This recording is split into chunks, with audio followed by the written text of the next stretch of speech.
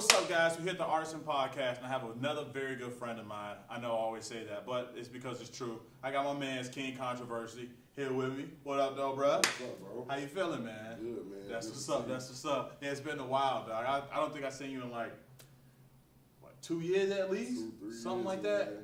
Yeah. Was it that project that we did for that guy's son? Or whatever it was? You met a little, he was a rapper or something like that? Yeah, man. Whatever happened with that anyway? I don't even know what happened with that, actually. I guess it's what the guy, his son, the guy himself, he was a musician. And I guess he was trying to see if his son could get more gigs or whatever. So he called us in. But I don't even know if that worked out for him. Because I don't even know what the son was like, I don't know. He was kind of like whatever about it. It seemed like his dad was living through him or something like that. You know what I mean? Yeah. So it's like, it might have been a thing he wasn't even taking serious. His dad was pushing him really hard. But we don't even know what happened. You know what I mean? At the end of the day with that. For sure.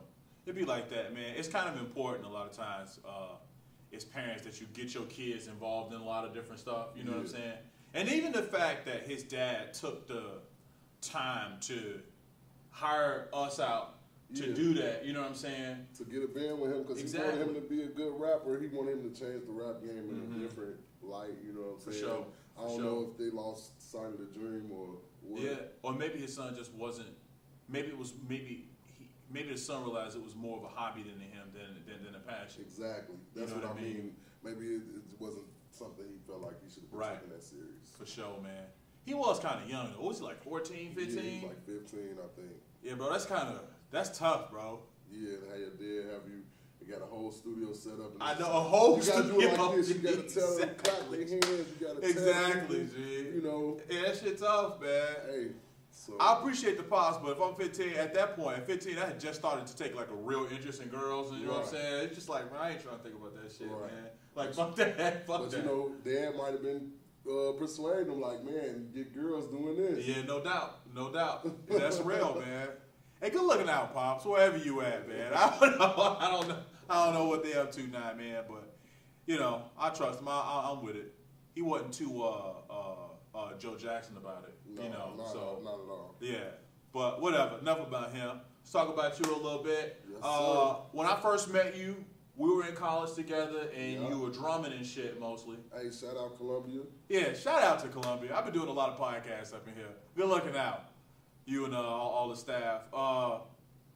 Since we brought it up, what was your time like here, man? Everybody has had mixed emotions about it. Everybody's had mixed emotions. I'm going to tell you my own personal thing, and it's not because I graduated, but my thing is I tell everybody that this was the best time of my life being in Columbia, because it helped me really see what I wanted to do with my life. Right. And it really helped me separate a lot of things. Like, for instance, like when I first came here, and I'm giving away a little gold nugget with this, but when you go to the orientation, they was telling us, like, you don't need a degree. Like, shit, bye after you hear the statement, because their statement was get your own creative posse, people that you fuck with, and click up, and you never know. You can get so many opportunities, and that's how you build your career, because Columbia was founded upon a lot of people that didn't have degrees, but a lot of people that was in the industry that was willing to help other people learn how to survive in the industry. So I fucking love, like, the whole time was just amazing. Right. I didn't quite get that speech, but I got a similar one, and that's one thing that I realized as soon as I got here.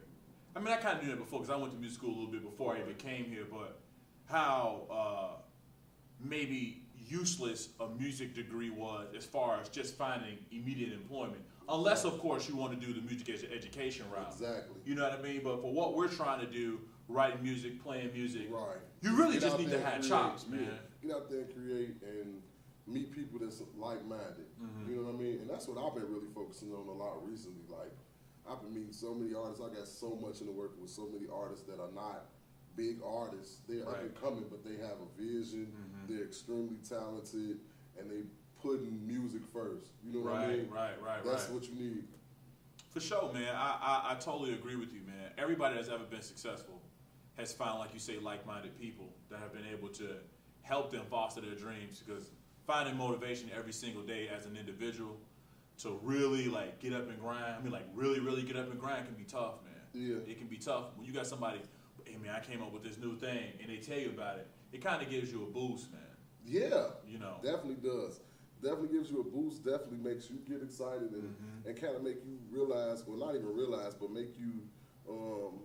It rekindles that flame of why you really doing music, or why you really love, why it's a passion of yours. If it's a passion, you know what I mean? For sure. No, that's real, man. Cause man, G, there's been times where I don't go see a show for 2 or 3 weeks, and then I go see one, and I start to get like, man, I don't even give a fuck about this. Right. And then I go see one. It don't even have to be the dopest show I've ever seen. Right. I just go see it. Maybe it's one of my homies, and I'm like, damn, that shit was pretty cool, you know? Yeah, exactly. And the whole car ride home, I'm thinking about new music in my mind. I'm like, that's why we do this, man. That's why we do it, yeah. For sure. So you came to Columbia, and they gave you the speech about you really don't even need to be here. And then you get here, and then I stuck around. Right. What kept your creative juices flowing? What kept you moving forward? What kept me interested and kept me here? I don't want this to be a Columbia interview. Like they're not paying me, but shout out Columbia because another thing with the music department is have a plethora of ensembles, right?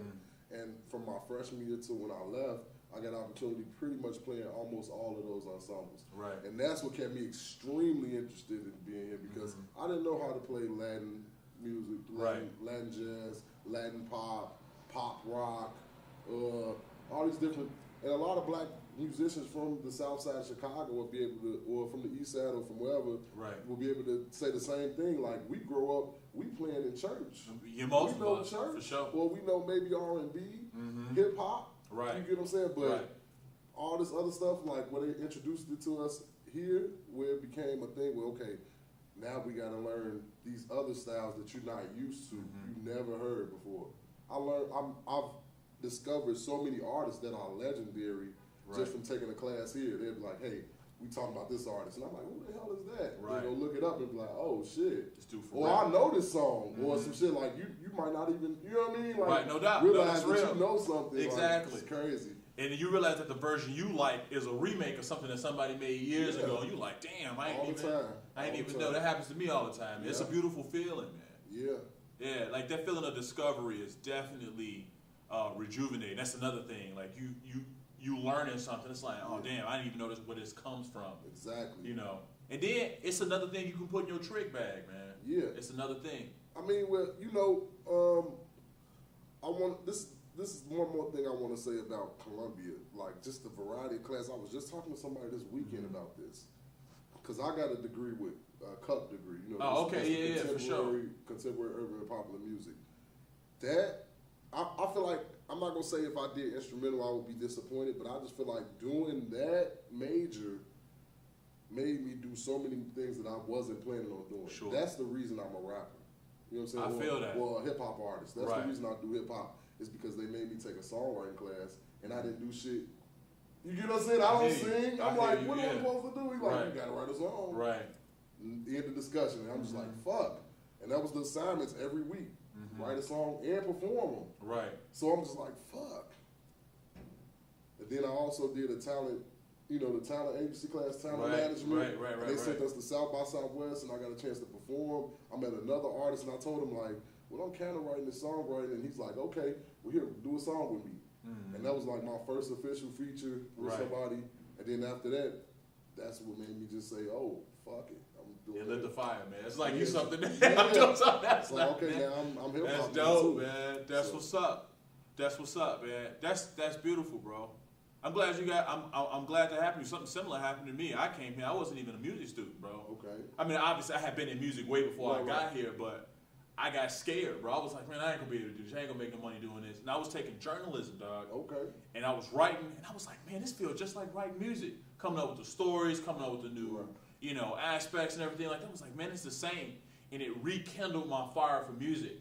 Awesome. And it made me, then I took up composition, bro. Right. So it's like that creative process is the same, man. Yeah. So, that's cool. It's cool to hear from somebody. I didn't even know that about you, but it's cool to hear that from somebody else. That we all feeling like the same thing creatively. You know what I mean? When did you first get into music? Like you said, a lot of us grow up as, especially of us black kids, a lot of us start out as church musicians of some sort. You know, you're a drummer, you sing I'm in gonna the give you choir. the whole story too. Cause All right, give it to me. it's my first official interview. Shout out my boy. Hey, it's lit. Rtisan. Let's get it. But let's talk about my whole, just me doing music, how I got started and everything. So when I was about 6, you know, a little tight, running for around. sure. My mom, and it's funny, it's actually the job I work at now, teaching music. She enrolled me in piano lessons. Right. You know what I mean? And we'd travel to go to piano lessons. Me and my little brother, he's 2 years younger than me. We'd go to piano lessons. He wasn't taking it serious. I was barely taking it serious. Right. I really wasn't taking it serious at all either at the time. You're a little older than he is, but you can focus a little heavier. I was able to focus a little more, Right. but at the end of the day, I wasn't taking it serious like that either. So my mom just felt like she was wasting money. So she pulled us out of piano. She's like, I'm not paying for y'all to take piano. Y'all don't practice. Y'all don't do this. My mom was real, she was the strict parent. I get it. Because I grew up in a 2-parent household, mom and dad. Dad was a little bit more laid back than mom. You know what I'm saying? Mom was not playing none of that. So she like, yeah, you know, y'all don't practice, pulling y'all out of lessons. Now, that was my first where I started getting passionate about music because I was like, wait, what? When I got pulled out of music, and my mom can attest to this, I'm the only one that stuck. Like, she had a piano at the house, and I used to just keep playing around. I was playing by ear. Right. From 6 to about 8. I was just like trying to figure out. I remembered the key of C because that's what taught us like how to position our fingers and play. Yeah. You know what I mean? So I remembered that. But after that, like when it came to flats and sharps, I was very confused, like scratching my head. I turned 8, went to youth church. It was a youth service at my mom. It's at my mom's church. And when I went over there, this was youth service starts at 8. Okay, that's why I'm giving you this whole background. Before 8, they have like Sunday school. Right. Where you go in and you have a teacher, and they talking to you about stuff and they making it fun. But Right. Moses got the 2 animals and he went on the ark. Yeah. Right. Youth service was 8 to 16 or 18, something like that. 8 to 18, it was like that age group. They actually had a real service. So I went in there the first time when I was 8 years old, and I listened to them doing everything. They had a youth choir, they had a big band and everything, and they was killing it. I was just like, whoa. Yeah. The thing that stood out about me, and I'll never forget, was the cymbals on the drum set. Because we had big drum sets at this church that my mom attends. It's a huge church. And which one is it? Apostolic on 63rd. Oh, true. Yeah. My boy go there. No doubt, man. Big shout. ACOG, shout out them for real. But, yeah, so when I remember they had a set of silver cymbals. That's like, I don't even still see silver cymbals ever anywhere. Right. You know what I'm saying? But I remember that they used to just do the fanciest shit to their drum set. So I was there, and I was looking, and I'm just like, I seen this, like the guy hitting the silver, and he had a nice silver cymbal set up, and I was just like, man, this shit looks like, it just looked so cool. I was like, I gotta start doing this. So I just started beating those stuff and telling my mom I wanted to play drums, and she really kind of didn't hear me at first until teacher started telling her, like, he's beating on his desk in class, he's doing this, what's going on? You know what I'm saying? And so then she seen I was beating on magazine racks because her and my dad had magazine racks and stuff in the house, so I was beating on them, and it was like, man, like he must really want some drums. So I think it was for Christmas when I turned 8, because all this happened in that short of a span. I was that passionate about it. My birthday actually just passed. My birthday was the 25th. You know what I'm saying? So just imagine from August 25th to you know what I'm saying? Yeah, 6 months of you making noise and complaining about it. Yeah, so they was like, okay, they got me a drum set. So for Christmas, when I was 8, they got me, at first they bought me a used drum set, and I kind of wish they kept that drum set, because it was a vintage drum set. It had like the ghost skiing heads, and it was like a jazz set. It was a really nice set. But they took it back while I was at school one time, because they was just like, it's older, they wanted to give me something brand new. So they took it back, and they bought me a brand new set, but it was a brand new, like, not top brand set. Like, I don't even know the brand of the set it was. So it was like a set that was able to easily, you know, be torn up. Right. But that got me started. So when I started playing drums, And my mom could attest to it, and I tell this to all my students because I teach drums too. I tell my students like, you gotta love practicing. Like before I even started reading music and shit like that, I used to practice my ass off. I used to love practicing. Yeah. Like sit down and just trying to figure something out was such a fun game to play. It's like when I get it right, I just pass the level. That's why I tell my students, think of it like a video game. Like when I do something right, now I know it. I completed that level. I can always beat that level again. It's not like I'm stuck on that level. So I stuck with drums.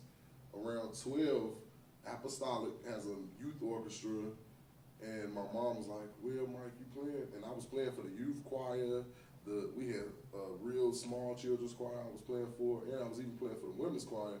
But I started playing for the women's choir after I started reading music, because when I was 12, my mom was like, "Look here, Mike, you need to learn how to read music. That's where the money is at. Like, you can play the drums, cool. You sound good playing drums, but there are a lot of people who play the drums. What's going to separate you?" And it really kind of, her and my dad was kind of like on me about that. And I was just like, you know what? Because at first I was trying to be too cool. I'm like, man, I want to learn how to read no music, man. What? I can play the drums. What you mean read music? This gonna, for me, I thought it was going to make me weaker. Like, it's going to make people look at me like, he just know how to read music or something more. Like, something. I just had a wrong mindset about it. But when I sat down and when I first started learning how to read music, and that's why I encourage a lot of drummers to learn how to read music, because when I first started learning how to read music, it made me fall in love with music even more, because you don't just play drums when you learn how to read percussion music. You learn how to read mallet percussion, you learn how to read timpani, you learn how to read chimes, you learn how to read anything, suspended cymbal. Just a cymbal, you know what I'm saying? Like certain stuff, it's something that will really pique your interest. If you're already interested in drums, it's showing you how to really be professional if you learn how to read, because now you learn how to do each thing. If somebody give you a piece of paper and say, do that, you can do it, So I started to realize that. Then that's when I started, okay, I'm going to take music serious. So I was reading music from 12 through high school. In high school, I was in jazz, concert, freshman, sophomore band, all those different bands. I did a little bit of sports in high school, but I was mainly focused on music. Now, when I decided I wanted to do music for good, it was like junior year in high school. I wanted to be a doctor all the way into junior year. And then when I got to junior year, I seen my grades wasn't cutting it for math and science.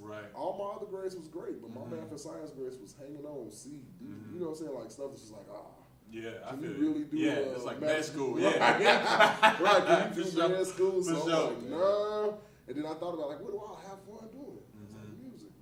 Okay, I'm gonna just try to do music. Now I came down here, it's like God pieced it all together. It all worked out. You know what I'm saying? It was weird, bro.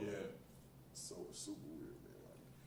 So that's how we got to where I'm at today, because actually a friend of mine, actually one of my producers, shout out Smitty Certified, he produced a lot of my songs. He came here with me.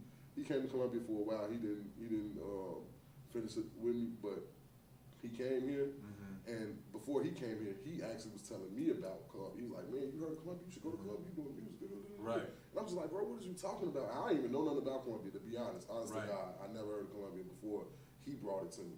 And then we caught the metro down here, and we went to orientation. We got a tour, seen the dorms, and I was like, "Oh, damn, this is a nice school." And he's like, "See, bro, damn." And he was just like super pushing me to come here, and it's just like ever since then, So after that, I came down here, had a great time the whole time I was down here. Got so many opportunities, got so many just wonderful things I could put on my resume. From playing at the Jazz Showcase, you know what I mean, to buddy guys, to whatever, you know what I mean, just to even sharing the stage with the people they bring here. I was just telling people, they bring celebrities here to Columbia all the time. They really do.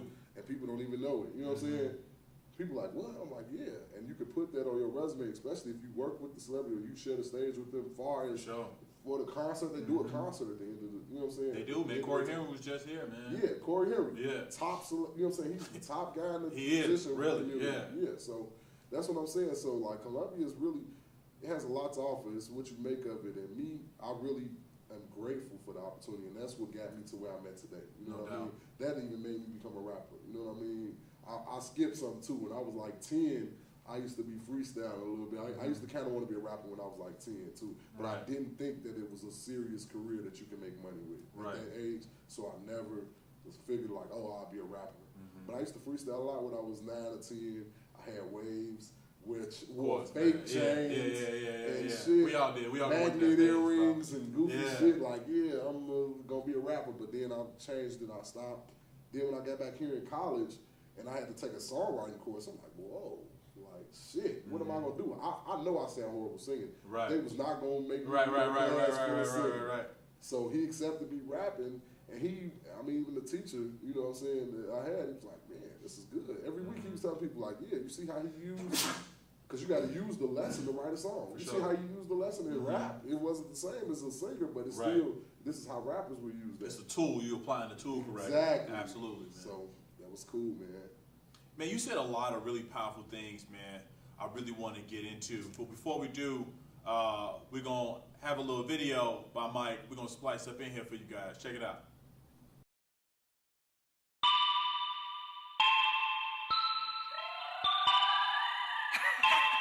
I'm a boy B. King Contra. What up, baby? Skittles.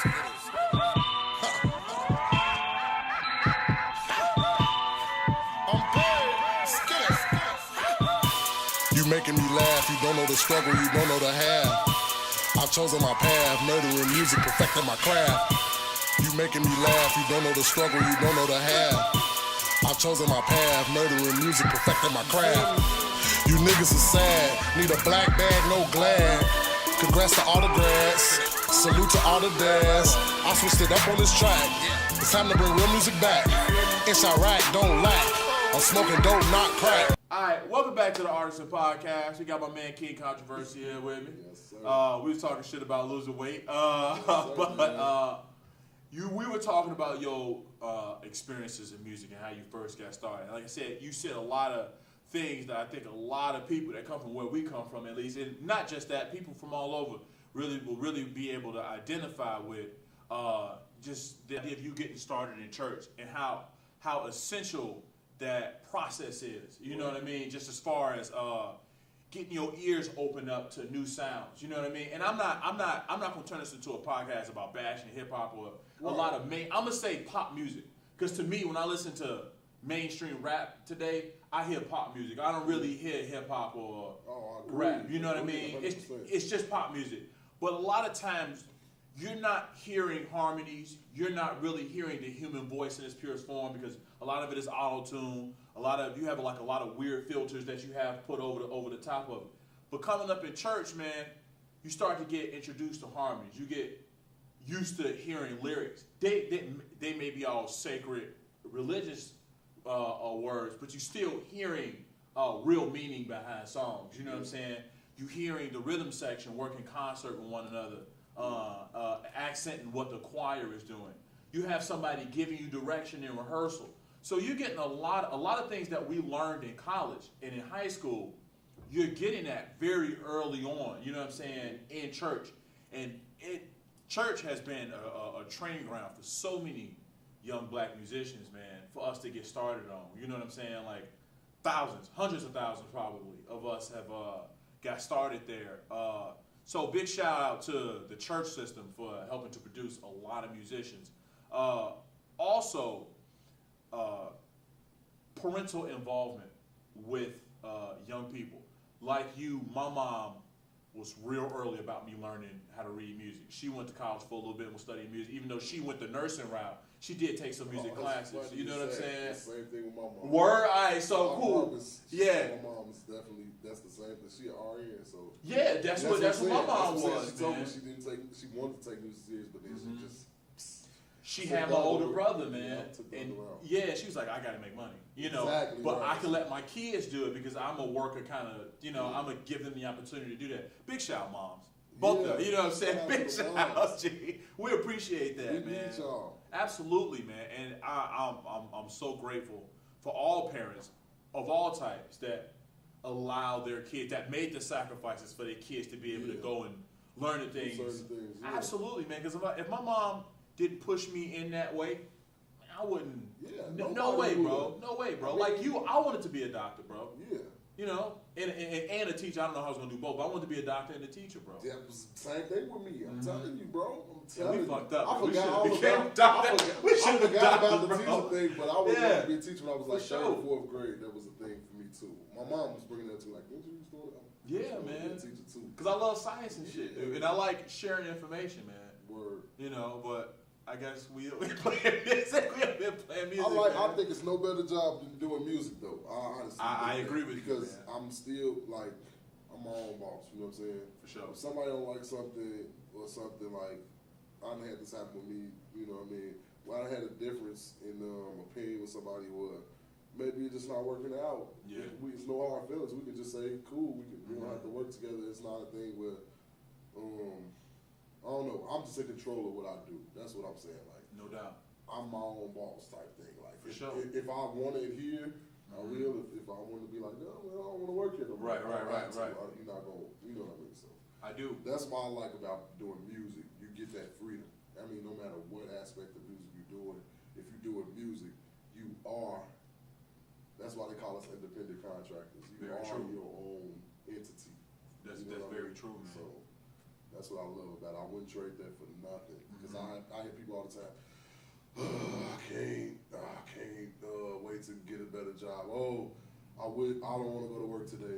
I don't have to feel like that. I love going to work. The only way I don't go to work is if I say I don't want to do this no more, or maybe I need to go somewhere else. So if I get a better position, hey, I did that a couple years ago. I was working somewhere and they was overworking me. They was paying me pretty good, but they was overworking me. Right. And it was too far from where I stayed. I had a student that I was like, I can have my student do this. And then they underpaid my student, but the student's parent didn't care. The student's parent was like, oh, my student is going to be so happy to have a job. Right. That's cool. With me, I was like, y'all overworking me, and I found somebody else that was paying more and wasn't even working me nearly as much, and it's right around the corner. Right. You get what I'm saying? Right, So, for sure. so like, that's the whole thing with like with being a musician. You can make it, you know, you can adjust and make everything fit your schedule. You don't have to, For sure. you know what I mean? You don't have to go off of nobody else's schedule, and nobody can make you like you must come in this. You know what I mean? Unless it's very rare that you're made to do something.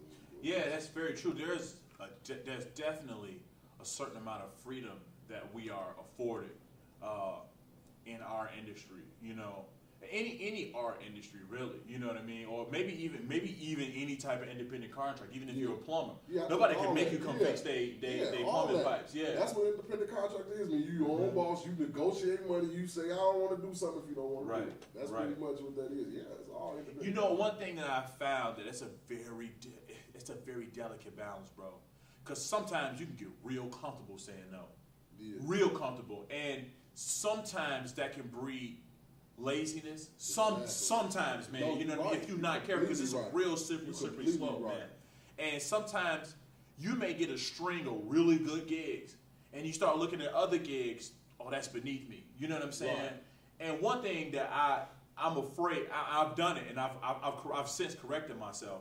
But I don't ever want to get to the point where I'm thinking playing music is beneath me. You know what I'm saying? No, never. You know. That's the thing with me. Like, I don't want to say too much, but like certain people that I know, if I know you for real, and I know you, and I believe in you, and I know you call me to do something, I won't even really charge you. I might charge you something, give me a gift or a donation or something. Right. Give me gas money. Yeah. That's what I'm saying. For you sure. know what I'm saying? Give me For something sure. for coming out, but I won't give you a number. I'll just say, yo, pay me what you can. Do what you can, but No doubt. I'm not gonna trip. Now, but me also, it's another side of that coin is, I'm 100% surviving and paying my bills off of music. That's what's up. 100%. There's not a lot of us out here. That's what I'm saying, but I'm saying 100%. So a lot of times when I talk to people about hiring me doing music, there has to be money involved because I literally got to pay my rent next week. I literally got to pay this bill. I got to pay my insurance this week. I literally got to eat. I mean, I don't, you know what I mean? I don't stay with my mom. I got my own place, car, stuff like that. I'm an adult. Like, shit, I'm not even a college student no more. Like, I'm out of that age bracket, all of that. So with me, I won't try to not do a gig. I always want to help people out. Even if it's not much, sometimes I'll make an exception. if it's a one-time thing, yeah, I just did something for somebody last week. It was a house, it was a networking event at a business owner's house. The gig was set up so sweet because he was like, okay, they're gonna feed you, you're gonna get free liquor, Right. they have they're gonna have masseuse, you know, massage people there. They're doing a networking event, so they're gonna be talking about a lot of different stuff, and they potentially may hire us for a lot more gigs. So it's only 30 minutes, blah blah blah. You feel me? Right. Wasn't paying that much. You feel me? But I was just like, okay, and it was literally 10 minutes from our house. So I'm like, oh. Okay. Yeah, I feel. And it still was a decent pay for Right. the time. So we did a 30-minute set, and I got more than $30. You know what I'm saying? I hear you. I look at it like that. Like you can. I look at it. One of my homies, he played bass. He was telling me like this: like when you getting gigs, you can look at it by hour too. If you get paid No by doubt. hour, you don't have to. No doubt. You don't have to say, "Oh, I'm doing a gig. You gotta pay me $200, $300." Like honestly, I do want gigs to pay me hundreds off top. That's what I say. I say a bigger number, but to be honest, if you can give me, I just can't take. My thing is, if you give me more than 50, Yeah. and I know you, this is if Right. you know what I'm saying. If I know you, if you give me just a little more than 50, I don't care. You know what I'm Right. saying? I just need something to keep this cash flow going. I Because hear I you, got a man. lot of streams of income, but at the same time, this is all that I do. Right. I don't have no you know what I'm saying? I don't work nowhere else. All I do is music. I work hard doing it, you know, so I feel like, but I do agree with you. It's a lot of people that it's a slippery slope, like you said, saying no. Some people might just say no because it might be too hard for them, or it's something that they just like, I want to learn all this. I never do that. I accept every challenge. I say yes, you know what I'm saying? I'd rather the people tell me no than hire me and say, hey, well, we kind of didn't feel that. You know what I'm saying? That's a real thing, but it's happened. I've had that happen to me even maybe 2 times this year. Somebody might have called me and said, oh, well, you know what, never mind. And that's fair. I mean, that's cool. For sure. You know what I'm saying? Especially if we made an agreement. Like, most of the times when I get an agreement with people, I still get at least $100 for the, even if they say, you get what I'm saying? If they say, oh, we're not feeling it, we've already made an agreement where I'm going to get at least $100 for that first time to do something. Right. You know what I'm saying? And it's been, I mean, it's just one of those things. I'm one of the people that accept challenges, and I implore everybody to accept challenges, because you're not gonna get better if you don't accept a challenge. You know what I'm saying? I agree with that. Yeah. And you know, and everything is not about money. If you stay with your mom, you don't got a car, you on a bus and shit. Yes, you need to take every gig that come your way. For sure. If it's $20, all that shit, because you can just go ahead and start saving and start really getting yourself together to even ask for certain, you know what I mean, a certain fee. Like me, I still don't think it's cool to just ask for money to do music. I know some musicians that, well, I don't say I know any musicians personally that do this, but I know it is musicians out here that'll just ask people to pay them just because they know you can get paid to do it, or they'll get an opportunity presented to them that they can't handle, but they still will try to. You know what? It's funny you say that, because a lot of times people want us to do things for, you know, the exposure or for the promise of future gigs. And like you say, a lot of it is about relationships. Right. If you call me and you say, or another one of my homies and say, all right, bro, I need you to do this gig, but I'm telling you, there's 3 gigs in the future that it's gonna be legitimate pay. All right, cool. Right. But a lot of times when you're hiring musicians, unless it's a band that plays all the time, you're gonna have to drive to the rehearsal. You probably don't have to have a rehearsal or 2. And then we have to get to the gig, do the gig, and then, you know, all of that back. shit, man. All that, and, man. you know, people, another thing, I'm glad you just brought that up, too. Another thing people don't understand, too, like, a lot of times since I've been grown, like, and I've been playing for a lot of different people, a lot of people pay me for rehearsals. I think that's something that we You know what I'm absolutely saying? should be starting to do. And there's some more people that often, feel bro. like, I heard people say, oh, motherfucker want to get paid for rehearsals. Not to me, but Right. they'll be just talking to me and not knowing that I had did this before. You know what I'm saying? And it's even been some older cat. Like I play for a lot of cats. Like I was playing for this older cat. He was a jazz cat. Then I was playing for this other older cat. He was like a blues cat. Yeah. And the blues cat was like, yeah, a motherfucker wanted. Oh no, it was the jazz cat. He was like, oh yeah, I was gonna hire this person in to play this gig. This is a quick gig. Now all his gigs pay very well. They get free food, free liquor every time, all the shit. And he just like, but the cat told me I had to pay him for rehearsal. I'm like, fuck that. I don't even. He didn't hire the cat. Yeah. And I was just kind of like, I told him, I was like, well, you know, I've been in a situation where I got paid for rehearsal. I don't ask him to pay me for rehearsal because he don't even call rehearsals. Right. This guy, the jazz guy that I'm talking about, he never calls rehearsals. But, or the blues, it was actually the blues guy. See, I knew I was saying it right the first time. It was the blues guy. Because the blues guy, he don't really call rehearsals, but he wanted to call rehearsal this time because it was a bigger event. It was a longer set. Right. And it was stuff that he wasn't normally doing. And it was with a group of people he don't normally play with. Right. Like he played with me and the other cats, but he was hiring in another musician that he never played with. And he was like, the musician was telling him you had to pay. He said he ain't interested in paying nobody $20 or $30 to come to a rehearsal. And I'm just like, I was like, well, I can't help you find another replacement. Because I wouldn't feel right, especially because this is how I know this is the guy that was the blues guy. This is the guy that I met out. I told you. Yeah. I'm Indiana now. And this is the guy I met out there. I said I wouldn't feel comfortable with hiring somebody from Chicago to come to Indiana for a rehearsal. For sure. It's a long way to come, man. It's a long way to come. The gig, and you're gonna pay him for the gig. The gig is cool. You're gonna pay him for the gig. Right. But you should have a separate. If you want him to come sit down 2 hours with you, you show him what you're about. Give him something for at least $20, $30. Then I can call somebody for the gig. Definitely. You feel me? So that's a conversation that needs to be had because, like, a lot of people that I play with recently pay me for rehearsals. I don't even ask. It's just a thing. I come to rehearsal and they're like, here you go. And I'm like, what the fuck? No. Well, you know what? I think that needs to be a certain level of, okay, yes, it's a community amongst us, but we also have to remember to deal with each other professionally. Exactly. It's one thing if we're going to come in a rehearsal, we out in 45 minutes. But you're right. If we having a 2-hour rehearsal, I just did one in Gary last week. And, you know, I was like, yeah, you want me to learn all this music telling me that, you know, you want to rehearse every week. Right. Man, that's tough, bro. You know, because I got to go home. I got to work this music, and you want it tight. All right, so that's time I'm going to have to practice. You want me to drive out to where you at? Which, it doesn't matter if it's not far from me. You want me to come out there every week. You know what I mean? Exactly. So it's like I got to work somewhere else just to be able to get to you so that you can pay me $100 for a gig, which is cool. All right, you pay me $100 for a gig, but once you factor in all the practice time plus the rehearsal time, it's not you really in the negative, bro. Right. Really, when you think about it, you know what I'm saying? So we as musicians have to learn to treat each other with a little bit more professionalism, and we definitely have to demand a certain level of professionalism when we're taking gigs. You know what I mean? I agree. You would never ask an electrician to come out to your crib 2 or 3 times. It's one thing to come out and to do an assessment. Okay, this is how much this is gonna be.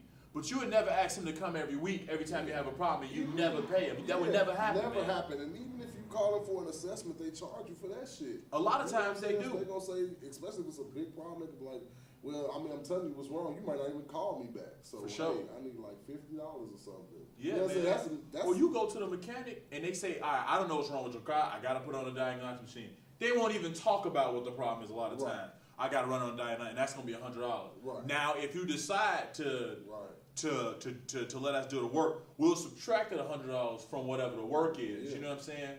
And you going to pay it. Yeah. You're going to pay it. You want something to be done right.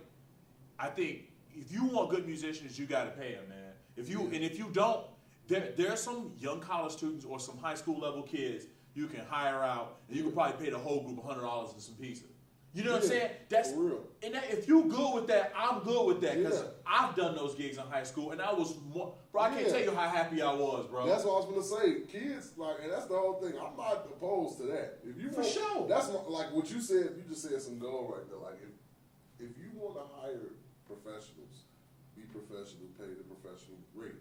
Absolutely. If you don't want to hire professionals, then put it together 100, 150.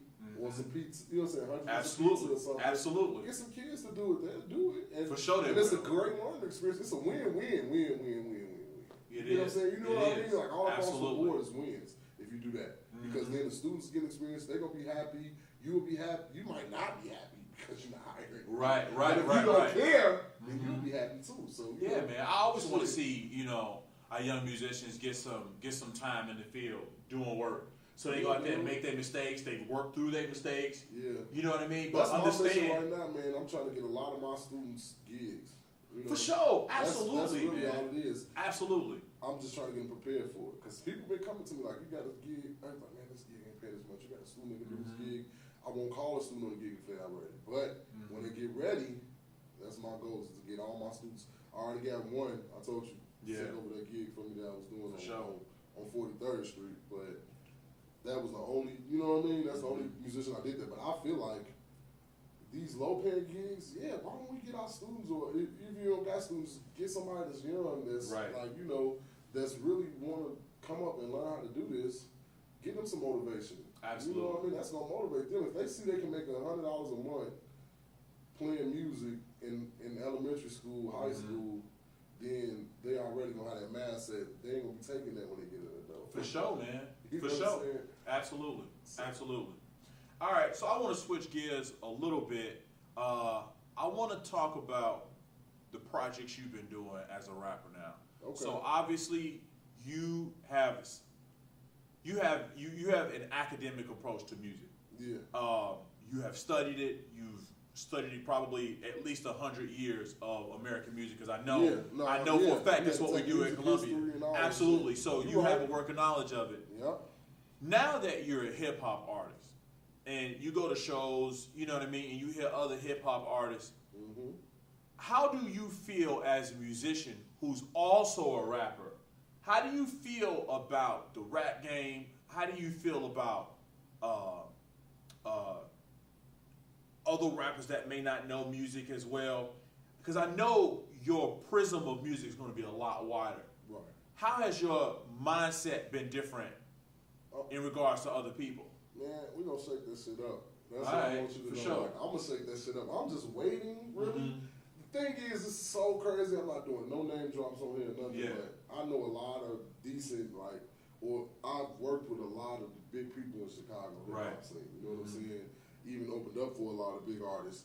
But it's not about that. It's about putting in that work and getting people to discover you or see who you are. Once people see who I am and fall in love with me, and I get all my fans, because I got fans, but it's not like a real, you know what I'm saying? It's not like a fucking mega artist, you know what I'm saying? So it's like, it takes time, but my thing is, I'm saying all this to say, we're going to shake shit up, because it's a lot of young artists out here. They don't give a fuck about their history. They don't give a fuck about who came before them. They probably won't know who that is. You feel me? Yeah. Don't give a fuck about nothing but sounding stupid and talking stupid. You know what I'm saying? With me, I'm not gonna say I'm surprised about or surprised with how a lot of the young rappers are approaching hip hop. I'm not surprised. But one thing I will say is you should know your history. You know what I mean? I'm gonna say something, I don't want to get crucified, but I'm not the biggest Kendrick Lamar fan. You know what I'm saying? But we had to study his Mad City. Mad City. Music history here. Had to learn that shit, and this was before he was hot, guys. Like, this is before everybody was listening to that motherfucker. People weren't listening to Kendrick like that when we was here. Like, they was just starting to get on his wave, and that's why we studied that in music history. But I also respect Kendrick. I respect his lyricism. I respect his musical ability. And I also think I respect his ideology, his views. I really respect everything. His delivery and cadence is definitely unique to him, man. Yeah, that's the thing. It's definitely unique to him. But that's the thing with me, though, that kind of makes me kind of draw away from him. Just my musical ear, I'm not really liking hearing how he comes at music. But I can respect, because I can tell that it's still genuine, and it's still... He's worked on it, man. Exactly. Sure. Absolutely, it's been perfected. You understand his craft. That's what it is. You respect his craft 100%. Exactly.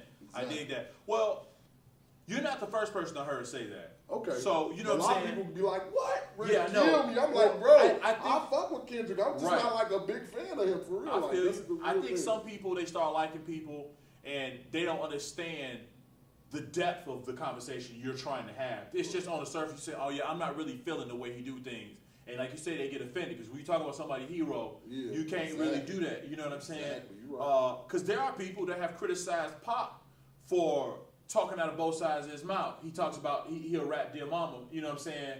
and you know, I'm talking about kings and queens and blah, blah, blah, blah, and this, that, and the other.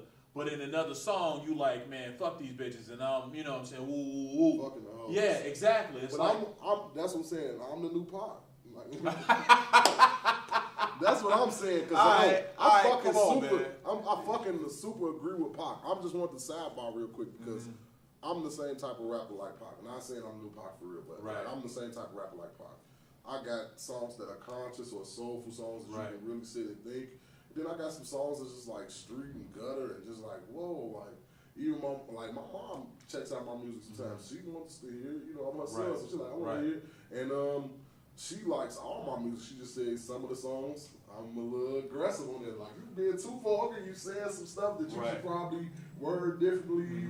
And I respect that, you know. But it just be, a lot of times, songs are how you feeling in a moment in time. It's like a expression in a moment in time. For sure. Makes sense. It do. And I'm going to get into it. We're going to take one more quick break, and then we're going to, because I got to come at you a little bit. We're going to play another video. Yeah, man, we're going to get another one. It's lit. Man, let's get it. Unlimited. I'm about to take flight. Bitch, you know they call me Mike. My diamonds shine bright in the light. All gelato higher than a kite. You making me laugh. You don't know the struggle. You don't know the half. I've chosen my path. Nurturing music, perfecting my craft. You making me laugh. You don't know the struggle. You don't know the half.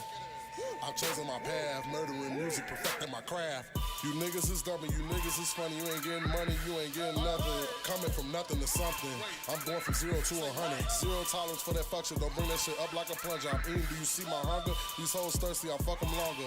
She eating me like a piranha. She smoking hot like a sauna. We hot, we smoking ganja. Party packs till we slumber. Going in till I go under. Till I make noise like thunder. Till forever like Wakanda. I'm hot and this is my summer. Go download that King Contra. All right, guys, we're back here at the Rtisan Podcast. I got my man's King Kontraverse here. Sir. Let's get it. And we last left off talking about essentially what has become the duality of consciousness in regards to the hip-hop game, you know, just rap in general. And we were talking about Pac and how he can make a soulful, conscious song and then talk about the most gangster shit in the world. Yeah. And how you want to be the new Pac or are the new Pac. Respect. That's why I'm called Kontraverse, King Kontraverse. I want to be a controversial ass artist. Like, I don't want to be an artist that's like pillows and cotton balls or some shit. Like, you know what I'm saying? Or I don't want to be. My other thing is, a lot of these conscious artists, and this is me, I don't care what the fuck y'all got to say about it. A lot of these conscious artists ain't on shit. Like, what do you mean they not on shit? They ain't on shit lyrically. None of they might be talking about a good message. Right. But even how they coming across. I've seen like this. I don't even know who this famous person was. And I'm not going to say the visual so you can tell me who it is because I don't even want them to be like, who the fuck? You know what I'm saying? But I seen a visual recently and it was a very artistic visual, a very deep song. But it didn't make sense lyrically or anything. Like, what they were saying was just like bullshit. It was just like, what are you talking about? But now, I want to also say, I respect the lyricists, the real lyricists. You know what I'm saying? I do respect Kendrick still. Like I said, I can spit out Andre 3 Stacks, people like that. It's people that I super respect that's just lyrical. Right. But then I think, and a lot of the fans in the mainstream hip hop community can attest to this. I think it gets a little less interesting when you just only a conscious artist. I agree with you. Let's start to unpack that, man, because there's a lot there that we absolutely have to get into. Okay, how do you, as a person, as an artist, justify you spitting something that well let's just say conscious, right? Let's be somewhat general about it. Yeah. How do you justify on one side being a conscious rapper at times and then being, let's just once again be overly general about it, a gangster rapper at the same time? Yeah, I mean, well, with me, like, it's different for everybody. You know what I'm saying? With me, it's kind of, I need to, like, not make this my scapegoat, but my name. You know, King Kontraverse. I'm a controversial person. Right. So it's about how I'm feeling in the moment. Like, I might feel like I don't think the government is treating us fair, or the government is corrupt, or the police is, you know what I'm saying, police brutality amongst black people. Right. Y'all might want to speak out against that. And I got several songs where I've mentioned something to say how I feel about that. Right. But then a lot of other times, when it comes to the gangster rap and stuff, it's also experiences of my environment. You know what I mean? Where I've been, who I've been around, stuff I've experienced. It's just life experience. You know what I mean? Like that's the whole thing. As an artist, and I think any good artist, they really rap about or talk about their life and their life experiences and stuff that means something to them or stuff that has an impact on them. And then it comes to the point also, I hear a lot of famous rappers say, don't take music too serious. So sometimes I make songs just trying to have fun. I've heard that too. Like, let's just make a fun song. Like, I'm going to just say whatever on this song. But it's not, I don't do that a lot. But I do that as well because a lot of people that blow up, they say the song that made them blow up was not the one they took seriously. They didn't even take serious. I can name like 3 or 4, right? You know what I'm saying? For real. Like that I was just penned to like, oh man, wow. Everybody in the world loved this song. And they was just bullshit. They said they just got in the studio and bullshit. And it became a hit. You know what? The first time I heard Eminem, it was like that. Hi, my name is. It was that. And I can name 15 songs that I like more than that. But the song was just so goddamn catchy. Right. And slick. You know what I mean? I mean, I think Eminem he's my favorite rapper of all time. He's you know what I mean? A great rapper. But like, as far as how serious that song is, it's not very serious. And that kind of goes into what you're saying. So let me ask you this, in keeping with that thought process. Do you feel, as an artist, it is your responsibility at all with the platform that you're trying to create for yourself to be sensitive to the artwork that you're putting out in regards to who's hearing it? You know what I'm saying? Fuck that. No. Okay. Fuck who's hearing it because you come to listen to me. Right? This is me. This is my platform. This is me talking about all the stuff I've been through. That's like fucking a white comedian, and I don't mean to get into race, but I'm just saying it's like a white comedian going to a black or deaf comedy jam and getting upset that they making white jokes like a white guy. I hear what like you're saying. It's like, what the fuck is you doing here if you don't want to hear what I'm talking about? Because really, I'm being vulnerable and I'm opening you up to my world as an artist. So if you feel like, oh, I don't dig this, or you talking about this, you talking about that, it's like, well, there's a lot of other. Go listen to. I'm not gonna name anybody, but go listen to somebody that fits more of what you look. Justin Bieber, I'll say. Yeah.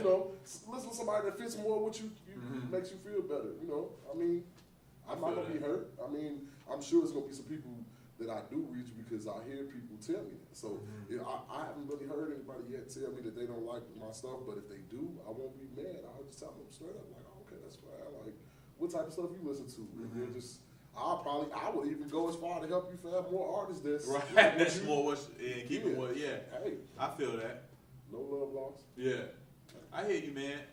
Well, besides Pac, what other artists do you tend to gravitate towards, since you feel like the stereotypical conscious rapper may be a little too bland for you? You know what I'm saying? I mean, it's not too bland for me. I like conscious rappers. I mean, it's just, it's all about who you are. And I don't want to just get to really naming too many names of people that stand out to me, but I will name some rappers that I like. Yeah, go ahead. Who are you rocking with right now? I'm not rocking with no rapper right now. Word? I'm not rocking with none of these new rappers. I'm not saying it like, and there's no disrespect to none of them, but I'm an artist as well, and that's how you get to sounding like somebody else. So that's how you put a fucking strain on your creativity because you're getting so influenced by somebody that's just, a lot of these rappers now is my age or younger. That's very true. Or younger. So it's like, very true. I'm listening to somebody that listened to the shit I was listening to growing up. So I still listen to the older shit, or I listen to alternative. That's my favorite thing to listen to right now is alternative rock. I like I'm not mad at that, the Black Keys. I'm not mad at that, bro. Of Monsters and Me. Yeah. I mean, you know what I'm saying? Like, I'm not mad at that, dog. Dude, for sure. That's what I listen to. So, and I like that. I'm actually trying to get into doing some like shit where I can rap and do some alternative shit together. Like I'm thinking different, like merging shit and just like creating new is what, you know what I mean? No, Keep I feel shit that. New. Like I feel that. I'm not listening to. Now I do respect some of the newer rappers out. I've heard some of their shit, but I would not say that I don't know any new rappers. You fuck with Jordan Lucas? I fuck with him. I heard one song by him. That's what I was going to say. All these new rappers, I heard a couple songs, or I know some of their catalog. I know Jordan Lucas for that I'm Not Racist. Right. That's the first time I ever heard of him. That's the only thing I've ever heard of. He got some mixtape stuff that he's done over like some of the newer stuff.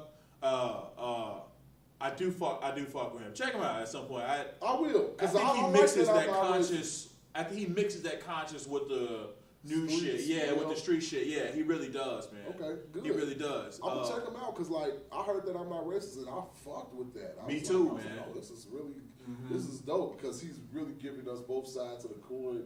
You know, people like him I like to look at because they help me keep my brain working, like what I should be trying to do. You know what I mean? Like, I should be doing some shit just as artistic or something that level. You know what I mean? People like him I look up to for being in my same age bracket. Yeah, being in my same age bracket, but pushing the envelope and really doing different things. You know what I mean? No doubt. That's all I'm trying to do is be different. So, you know, no doubt. That's the main thing. No, that's real, man. So what are your plans for the next couple of years, man? I mean, I know you said you want to do some alternative stuff, man, but like I am gonna get an alternative project started. And currently I'm arranging. This is just not on the rap side right now. Currently I'm arranging my mother. She does gospel on the side, but you're saying like, you know, she does it, but it's not like a thing that's her profession. Sure. A passion project, it's a passion project. Yeah. So I'm arranging that for her currently. I got several EPs dropping with several different artists. No doubt. We'll drop some of their names? 3 or 4 EPs. I don't want to drop their names. All right, we'll get them next time. Get them next time because the whole thing is they're a work in progress, and some of them, I don't know if we're going to actually do EPs or singles. You know what I mean? For sure. But a lot of these artists, I've talked to like 4 artists that said that they're going to do an EP with me. No doubt. So one of them I talked to, I think, and they said that they might just want to do a single. That's why I don't want to name names because you don't know. I don't want to. Things change, bro. Yeah, Absolutely. Things change. But I'm supposed to be doing like about 4 EPs with a different artists. I will drop this. Sometime next year, I'm dropping a self-produced project called "I'm Paid." Okay. Self-produced. Be on the lookout. Be on the lookout for that. That's in 2019. I'm Paid is dropping. That's my self-produced project. Yeah. So that's all I got pretty much planned. I got some more things I'm not even gonna get into because it's all I gotta reach out to some people. It's all good. This is some next when they get done, shit. we'll have you back on, and then we'll talk about it. Next level shit that you gonna definitely want me back on for. Sure. I'm telling you. I'm with that. I'm excited, bro. I'm with that 100%, bro. I'm with it 100%. So where can we find a bunch of your music and whatnot? You can find me on all streaming platforms: Apple Music, Spotify, what you call that title? Oh yeah, for sure. Forgot the name of that shit. Yeah. What's the name of it? Deezer, fucking all that goofy ass shit. I'm not goofy ass shit. Salute all y'all. Yeah, we appreciate y'all. We appreciate y'all. No doubt. But yeah, you can find me on there. I got an album, King Contra, like my jury say. It's my artist nickname, King Contra, because I'm King Contraverse. But this is my self-titled album, King Contra.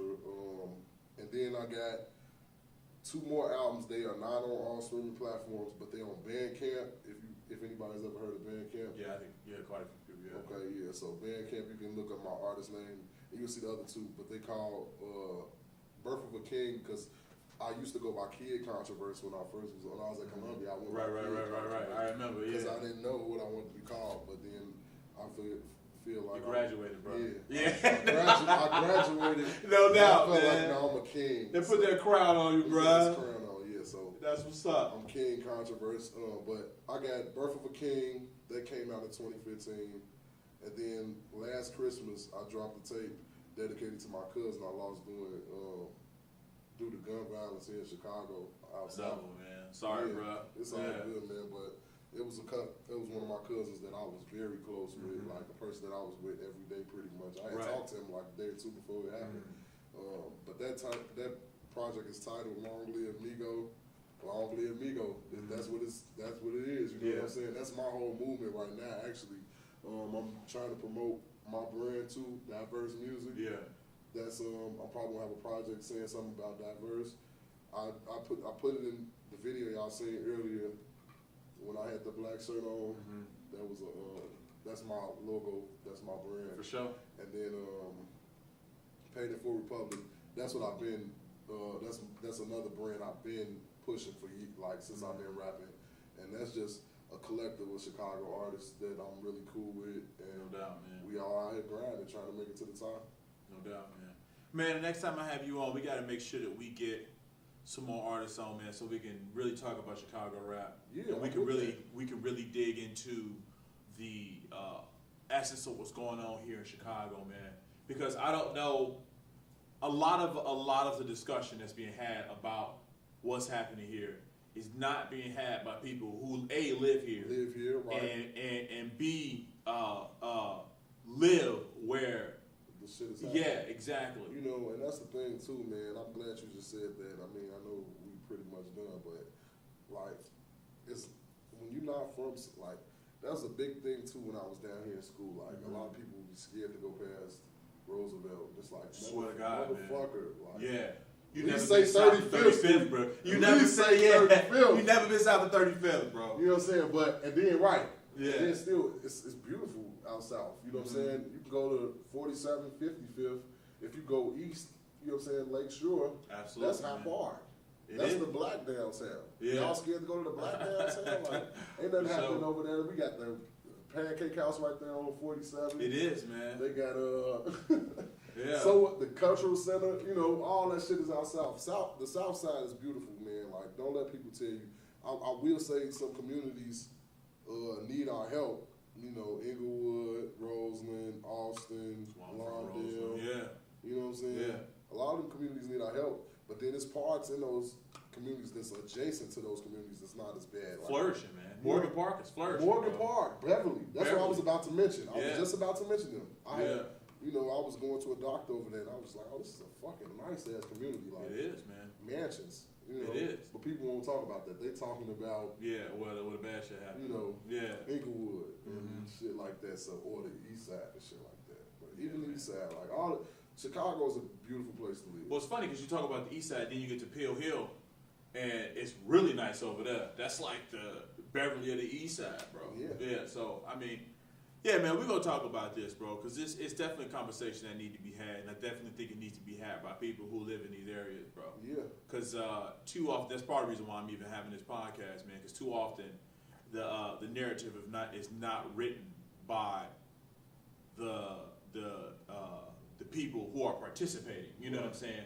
It's always a lot of times, too often, the outside observer who has to come in and gather information.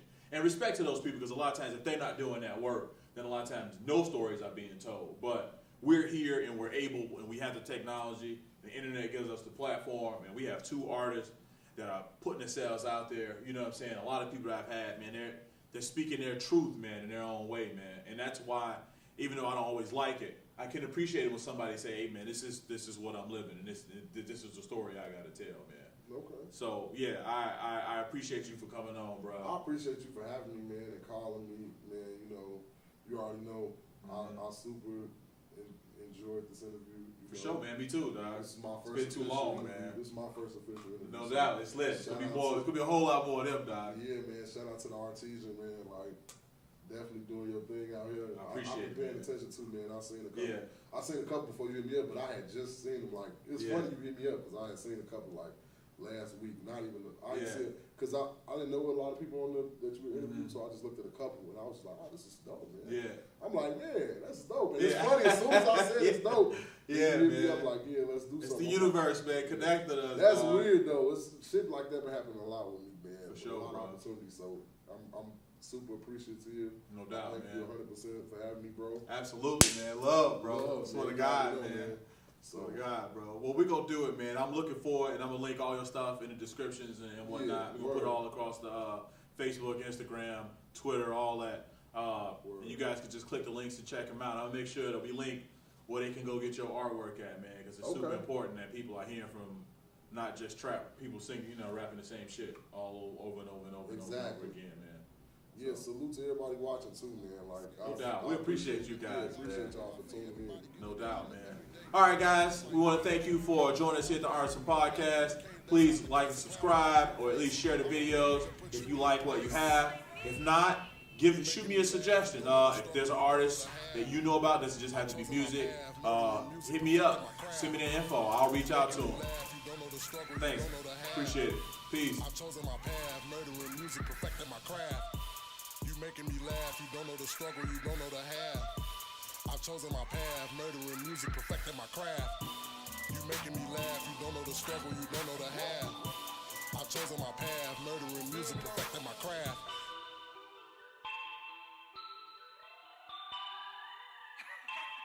I'm a boy B.